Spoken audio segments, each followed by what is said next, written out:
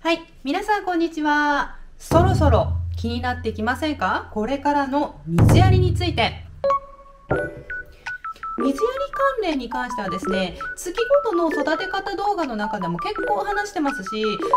前にはですね、水やりの特集動画っていうのも出してはいるので、すでにね、もう水やりについては何度も聞いてるよという方もいらっしゃいますし、最近このチャンネルを見つけてくださった方では、2年前の動画まではまだ遡れてないよっていう人もね、いると思うんですよ。なので今年はこの時期に一度水やりについてしっかり語ってみようと思います。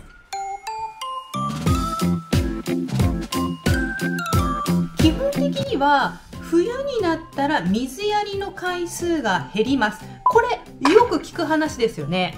しかしこれを解釈する上ですごく大事なポイントが2つあります。1つ目はですね、水やりをする時にはまずたっぷりあげること。ちょろちょろやりはしない。初心者さんが勘違いしやすいポイントなので、これは絶対に忘れないでください。2つ目は、いくら季節が真冬になったとしても、もし管理場所の温度が十分にあるという場合に関しては水やりを減らす必要はないということ。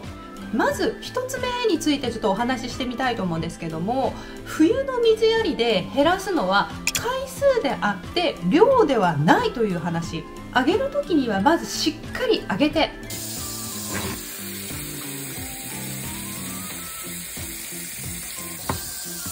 そこから乾くまでの時間が成長期よりかかるので、しっかり待ってあげる。成長期っていうのは、早ければ、3日とか、2日とかで次のお水やりをどんどんするよっていう時期もありますが、冬になるとなかなか乾かない。下手したらこれ乾ききるのに2週間ぐらいかかることもあります。ということは、夏の間、1ヶ月に10回とか15回とかやってたのに、冬になると1月に2回ということになりますよね。これが冬の水やりで回数を減らすということです。そして加えてですね、成長期っていうのは鉢の中がまだ少し湿ってそうだなと思った段階で次の水やりやっても大丈夫な時期もあるんですけれども、冬の間っていうのは中まですっかりカリカリに乾いてから次のお水やりをするということ、これが大事です。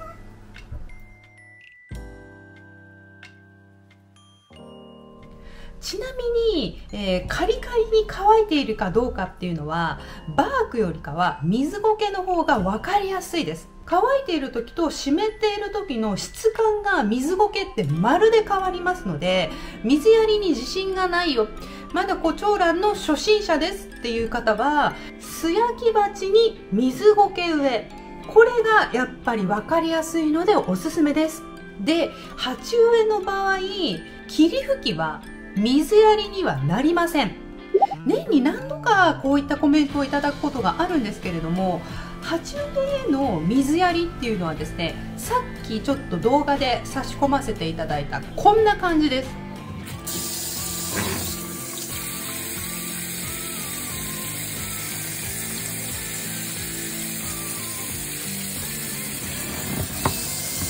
なぜか鉢植えの水やりに霧吹きという手段が登場しちゃう案件なんですけれども、板付けの水やりと勘違いされてしまっているのが元ではないかなと思います。板付けの場合っていうのはこう根っこが露出していますし、水苔の体積に対して表面積が多いですよね。なので板付けの場合は霧吹きで必要にかければ水やりになります。ただしその霧吹きの程度というのはですね、もう同居の家族からしてみたら大迷惑レベルの霧吹きでなければダメだということ、これ覚えておいてくださいね。板付けのね、水やりのことも話していきたいと思うんですけれども、板付けの場合も理想はシンクとか洗面台に持っていってジャーッとかけるのが理想です。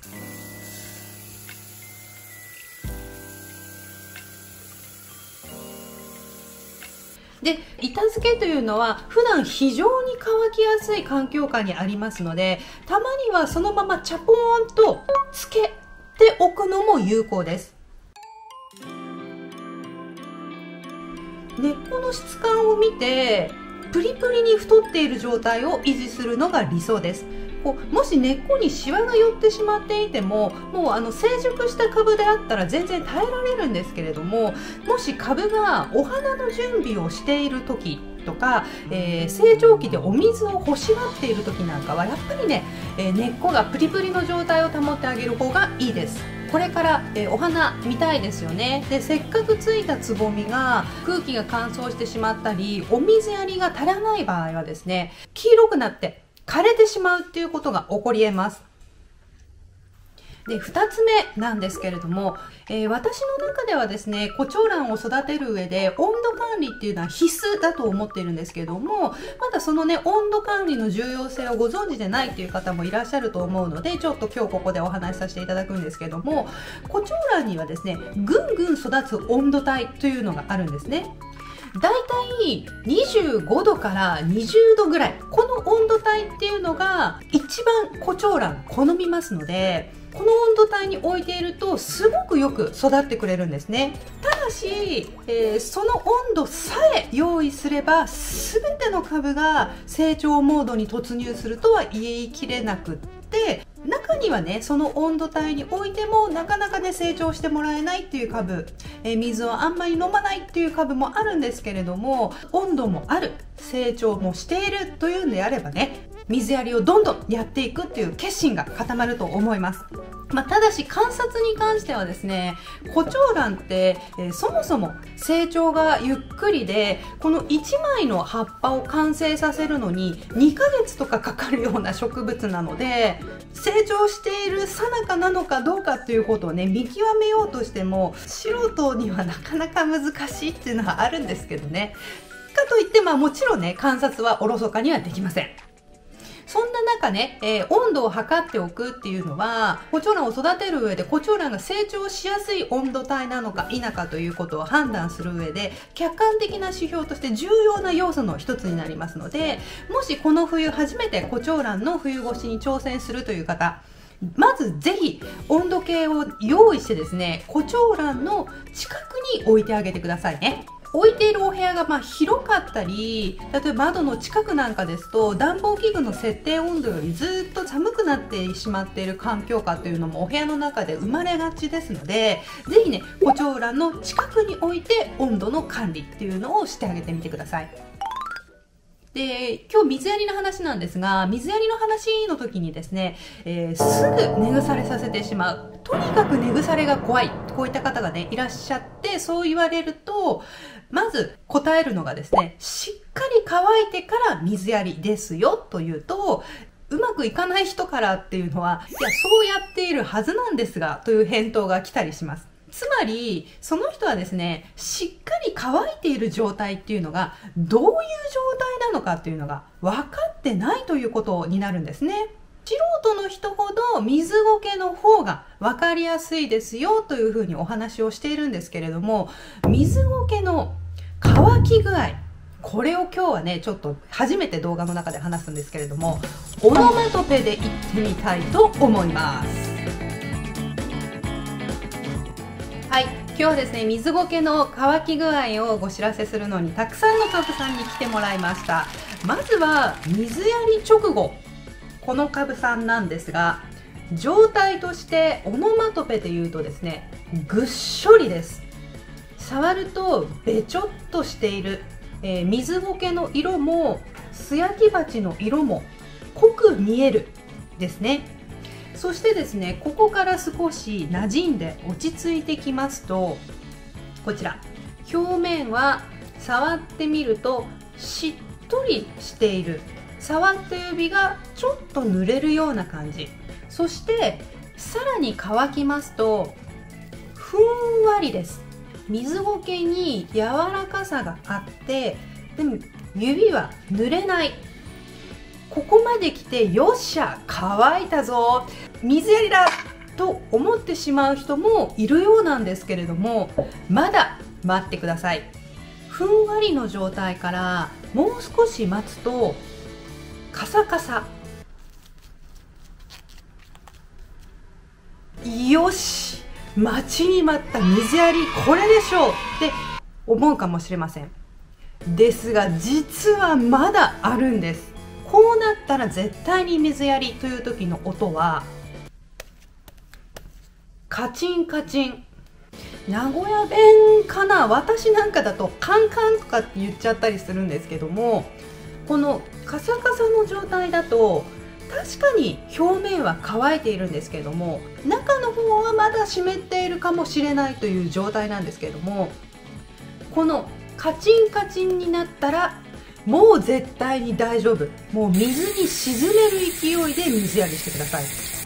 で、水やりの時間帯ですね。夏の間は夕方からねやりますよっていうふうに私言ってたこともあるんですけれども、じゃあこれから冬に向かう季節の中で、どういうふうな考え方をしたらいいかというとですね、基本的に水やりをやる時間帯による差はあまり大きくはないんですよ。ですが、もしね1年の中で一番温度が下がる、例えば12月末から2月の初旬ぐらいまでですかね、1年で一番寒い時、ここだけはもうとにかく要注意だという時期に関してだけはですね、私がおすすめするのは午前中の暖かい時間帯です。これね、さっき水やりやったばっかりぐっしょりだというふうに話したものなんですけれども、水やり直後のぐっしょりの状態で一日の中で一番寒い夜から朝方にかけての時間帯を迎えるか、もしくはぐっしょりの状態から半日置いて鉢の表面から水分を飛ばしたりとかしてですね、しっとりの状態まで落ち着かせてから一番寒い時間帯を迎えるかということまで考えると、午前中のあったかい時間にあげるのがいいのかなと思います。年間通してそんなにね、あげる時間帯っていうのはそこまで気にしなくてもいいんですけれども、よりどんな時間帯がいいのかということを考えた時にはそういう考え方ができるのかなと思います。そして先ほど水苔の方が初心者さんには私はおすすめですよということで話したんですけども、さっきオノマトペで紹介したような質感での判断ができる以外にもう一つ、要素があってですね、表面と中の方の乾き方の差が少ないと私個人的に思うからなんです。もちろん水苔も表面が乾いてから、中の中まで乾ききるまでっていうのは時差生まれてはしまうんですけれども、正直バークの方がその差は生まれやすいと思っています。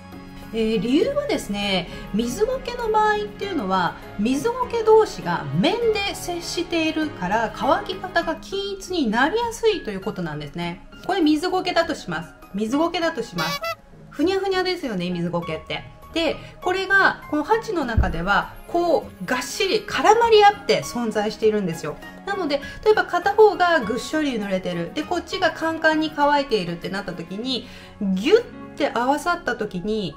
濡れてる方から乾いている方へ水が移行しますよね。で結局似たような濡れ具合を維持できるということ、これが鉢の中で起こっているんですね。